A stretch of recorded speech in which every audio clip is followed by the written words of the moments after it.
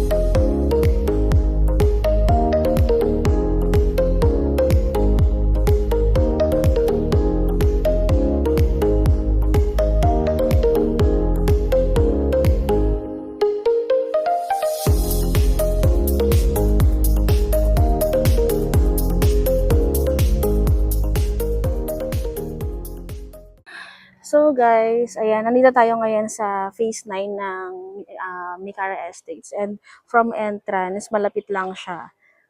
Ito yung pinakabungad na phase sa Micara. So ito yung unit na nakuha ni buyer. Ayan, chine-check na nila ngayon. So yung standard size nito, 45 square meters yung lot, and then yung floor area naman is 40 square meters. May 3 bedrooms na yan, 2 toilet and bath, and service area. Ayan. So yung turnover niya for the carport is just a leveled soil. So pwede nyo yan pa sementohan upon turnover. So ito yung actual turnover ng Porsche. Ayan, check natin yung loob.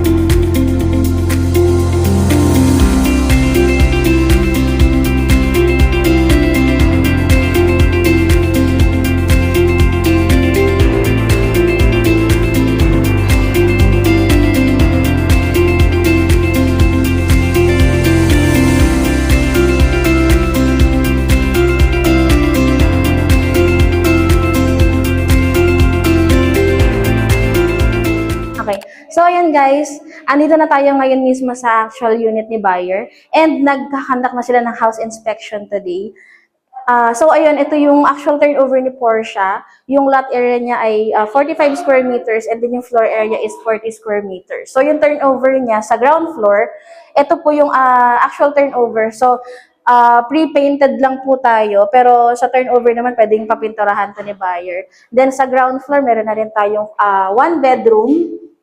So, option nyo na to kung gusto nyo siyang gawing office room or room ng parents kung meron po kayong kasama sa bahay na elderly. And then, meron na rin siyang powder room.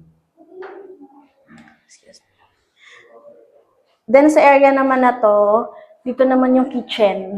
Yan. So, pwedeng i-extend yan dito sa may gilid, sa service area natin. Ito pa yung cover ng property ni buyer. So, ito yung service area niya. So, pwede nyo siyang gawing dirty kitchen or laundry area. Check naman natin yung taas.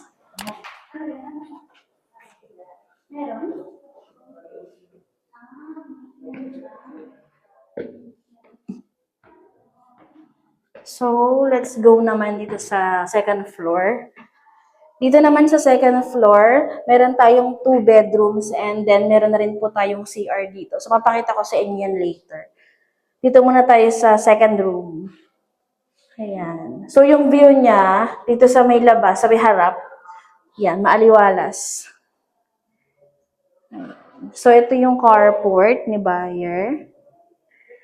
So, upon turnover naman, pwede na itong palagyan ng fence and gate and then pasimentohan yung garahe. Depende yan sa magiging setup ni buyer sa unit.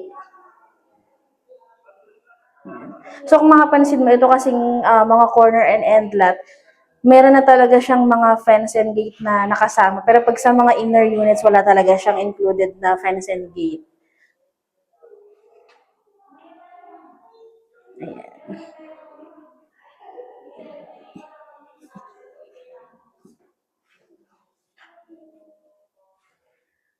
Dito naman sa second floor, ito naman yung toilet and bath.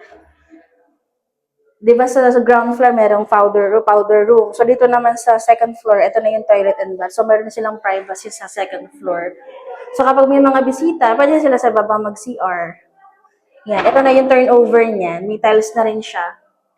Tsaka may kasama na rin shower. And then, lavatory. Yan. And then, last, ito naman yung ating third bedroom. So, ito yung magiging master bedroom natin. Ang view naman nito, sa may service area yung gilid niya. Yung view, yan. So, yung style nito, meron siyang space dito for cabinet. Kaya malaki pa yung space niyan. Ayan, kung makikita nyo. Ideal siya na palagyan ng built-in cabinets or pwede rin naman yung mga nabibiling cabinets then ilagay lang dito. Masyado siyang malaki and then space saver din siya sa mga gamit. Kasya na rin dito yung queen size bed.